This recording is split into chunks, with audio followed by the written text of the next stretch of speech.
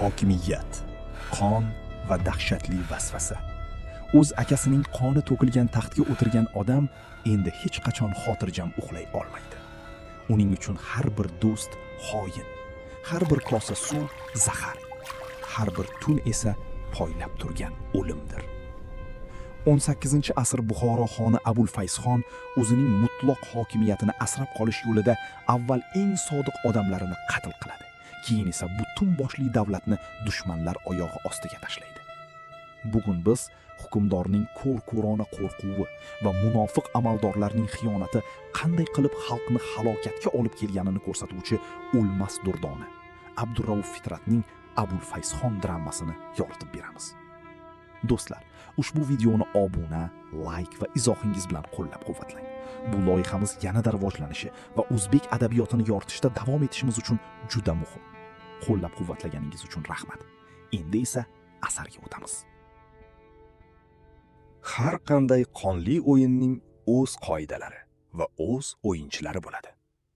Fitrat asarida qahramonlarni shunchaki tarixiy shaxslar emas, balki insoniy illatlarning tirik timsoli sifatida gavdalantiradi. Buxoro taxti atrofida boshlangan bu o'yinning asosiy ishtirokchilari kimlar edi? Ushbu asarning bosh qahramonlari bilan tanishamiz. Abulfayzxon, Buxoro xoni. Zohiran butun mamlakatning mutloq egasi, botinan esa o'z taxtining quliga aylangan shaxs. U botir emas, aksincha qo'rquvdan qonxo'rga aylangan inson. Uning dardi xalq emas, dardi yurt emas, faqat va faqat qanday bo'lmasin o'z jonini saqlab qolishdir. Hakimbiy Otaliq, xonning bosh vaziri, davlatning eng nufuzli amaldori. Tashqaridan sipo, bosh egib turgan bo'lsa-da, aslida dushmanga eshikni ochib beradigan bosh xoin. U xonning ojizligidan ustalik bilan foydalanadigan ayyor tulki. Rahimbey, Hakimbeyning o'g'li, otasidan ham o'tib tushadigan ehtirosli, shafqatsiz yosh bo'ri. Uning ko'zlari to'g'ridan-to'g'ri taxtga qaratilgan. Farhod bey va Ibrohim Parvonachi, davlatning asl tayanchlari. Chindan ham yurt g'amida yonadigan, ammo xonning ko'r-ko'rona shubhalari va saroy fitnalari qurboniga aylanib ketuvchi fojiali qahramonlar. Nodirshoh, Eron hukmdori, tashqaridan bostirib kelayotgan qudratli va shafqatsiz shaxs. U xuddi yarador o'ljaning qon hidini sezgan ajdarhodek ichidan chirigan va parchalangan Buxoroni yutib yuborish uchun eshik qoqib turibdi. O'yinchilar maydonga saf tortdi. Endi esa o'yin boshlanadi. Asar o'ta keskin nuqtadan boshlanadi. Buxoro xoni Ubaydullohxon Abulfayzning o'z akasi suiqasd qurboni bo'ladi. Uning qoni hali qurimasdan ukasi Abulfayzxon taxtga o'tkaziladi.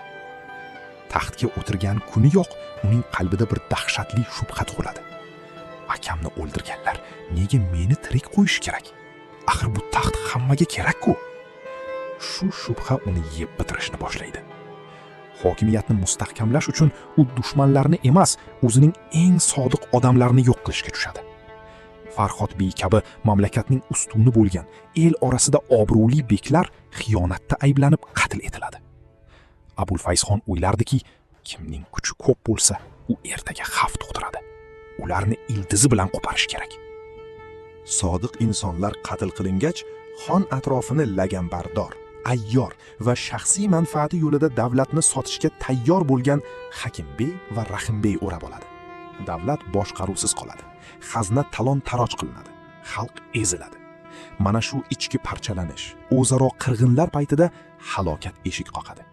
Sharqning eng qudratli fotihlaridan biri, Eron shohi Nodirshoh ulkan qo'shin bilan Buxoroga bostirib keladi. Mamlakat xavf ostida. Endi xalqni birlashtirish, dushmanga qarshi kurashish kerak emasmi?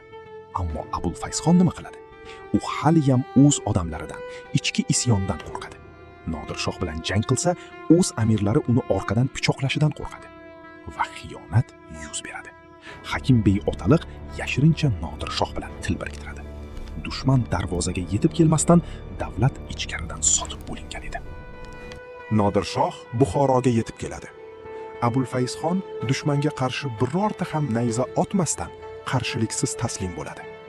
U o'zining tojini, o'zining hududlarini, xalqning qadr-qimmatini Nodir shohning oyoqlari ostiga tashlaydi. Faqat bitta narsa evaziga, uning shirin jonini o'ziga qoldirishlari va nominal bo'lsa-da xon degan unvonda saqlab qolishlari uchun.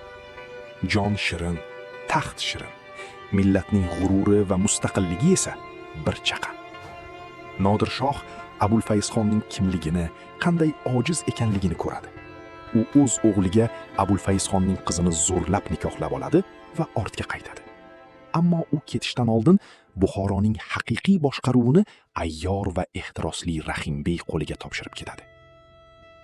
Endi Abulfayzxon o'z saroyida, o'z yurtida mutlaqo huquqsiz, oddiy bir qo'g'irchoqqa aylanib qoldi.